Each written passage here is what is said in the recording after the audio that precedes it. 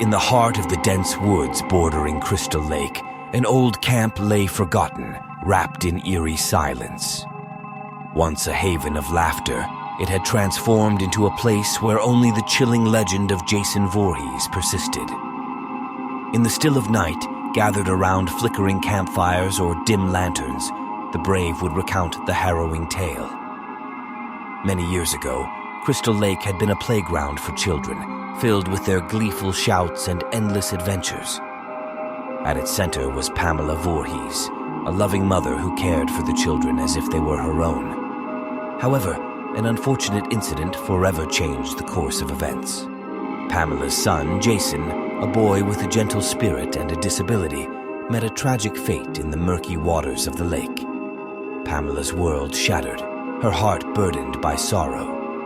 Blaming the camp counselors for her son's demise, she unleashed a relentless wave of terror, ending lives as a twisted tribute to Jason. Her spree came to a halt when a counselor, driven by desperation, ended her life by beheading her, hoping to bring an end to the madness that had consumed her. Yet even in death, Pamela's thirst for vengeance endured. The tales of her malevolent spirit persisted. People spoke of an ominous presence lurking beneath the surface of Crystal Lake, one that embodied the wrathful essence of Jason Voorhees. When the moon cast its silver glow, the figure of Jason would emerge from the shadows, his face obscured by a worn hockey mask. The mere presence of Jason struck fear into the hearts of those he encountered. His footsteps echoed with a haunting heaviness, leaving a trail of trepidation in their wake.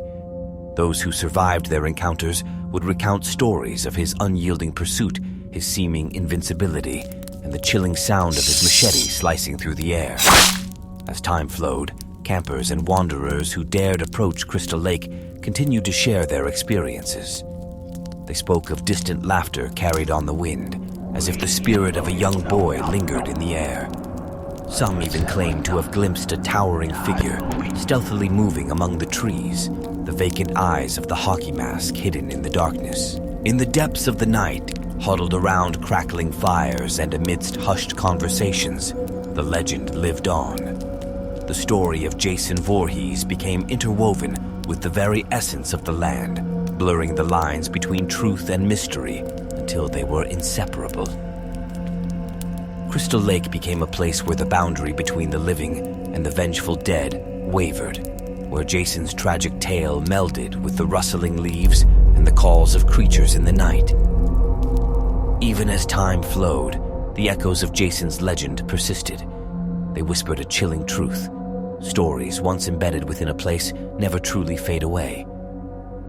The whispers of Crystal Lake served as a reminder that even in the shadowed corners of memory, legends endure. And so, years passed, and the enigmatic story of Jason Voorhees endured. It etched itself into the very fabric of the land, forever entwined with the whispers of Crystal Lake. The legend persisted, a testament to the undeniable power of tales woven in the tapestry of time. The sun dipped below the horizon, casting a reddish hue across the waters of Crystal Lake. As night fell, the legend came to life once more. The campfires crackled and lanterns flickered as those who dared gathered to share their accounts. Campers and wanderers still ventured to the edge of the lake, drawn by curiosity or bravado. They arrived armed with stories of their own, recounting how the winds carried eerie laughter, as if Jason's ghost still roamed the woods. The more audacious among them claimed they had glimpsed a shadowy figure, his form obscured by the darkness, and his presence sending shivers down their spines. But perhaps the most chilling tales were those that spoke of echoes in the night, the whispers of Jason's name carried on the breeze. Some claimed to have heard faint footsteps, heavy with an otherworldly weight, and the faint rustling of leaves as if he walked among them. As the moon cast its ethereal glow, a solemn hush fell over the gathered audience. The echoes of countless campfire tales seemed to converge, creating an atmosphere thick with anticipation. And then, just as the stories had foretold, the figure of Jason Voorhees emerged from the shadows. The air grew frigid, and a shiver ran through the spectators. Jason's form was unmistakable, the the tattered hockey mask casting a haunting silhouette against the moonlit backdrop. His presence was felt, a malevolent force that seemed to touch the very core of their fears. He moved with a deliberate slowness, each step echoing like a tolling bell. Eyes widened in the glow of the firelight, capturing the glimpse of a living nightmare.